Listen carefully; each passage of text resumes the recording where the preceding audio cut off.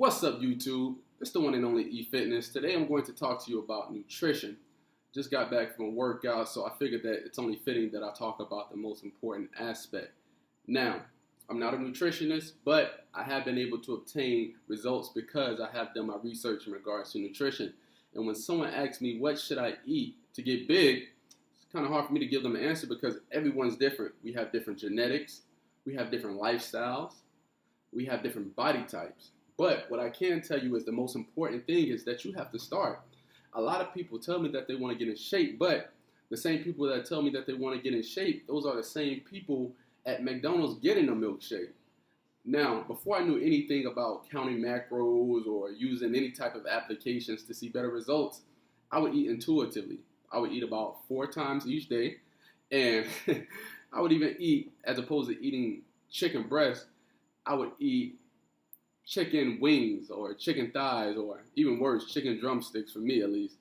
But I would peel off the skin of the chicken. I knew that I wasn't supposed to eat the skin on the chicken, and I knew that I was supposed to eat chicken.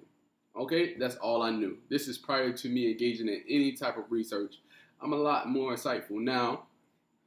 I'm a graduate of Bethune-Cookman University, and I'm one step away from getting my master's at the University of Central Florida. So I have become, I would say, enlightened in regards to nutrition, studying health services administration. But one thing that I would recommend for all of beginners is to first start, as opposed to worrying about many of the convoluted topics that may arise, or many of the proteins, how many grams of proteins I should get, or how many grams of carbs I should be eating. How about just focusing on the basics? Just start eating. Just make sure you incorporate about 4 to 6 meals into your regimen. With each of those meals, make sure you get some carbohydrates, make sure you get some protein, and then make sure you get some fats.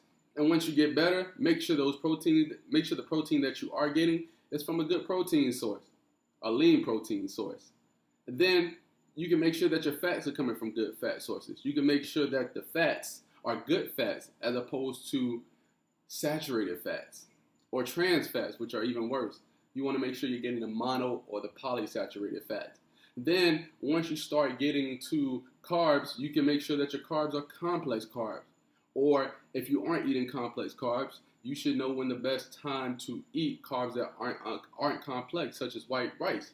It took me a while to learn these things, but just because I didn't know these things, that didn't stop me or inhibit me from trying to engage in a good diet.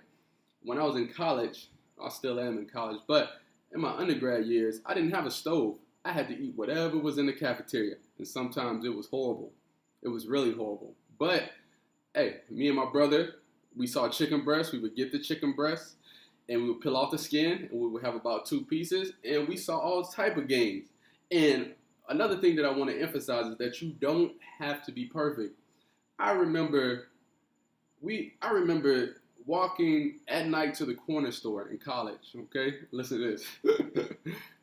We thought that we were eating healthy, but we weren't. We would get cereal, Fig Newtons, some bananas, and I don't know, some peanuts or something.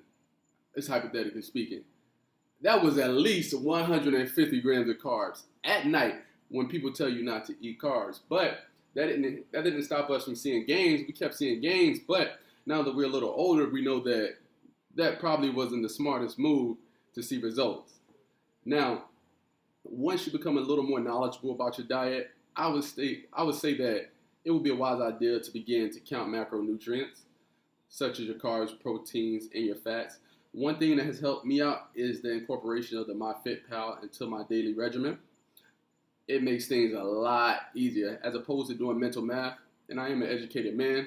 I still don't like to do mental math. I'm sure that no one does. But, I mean, this app tracks everything for you.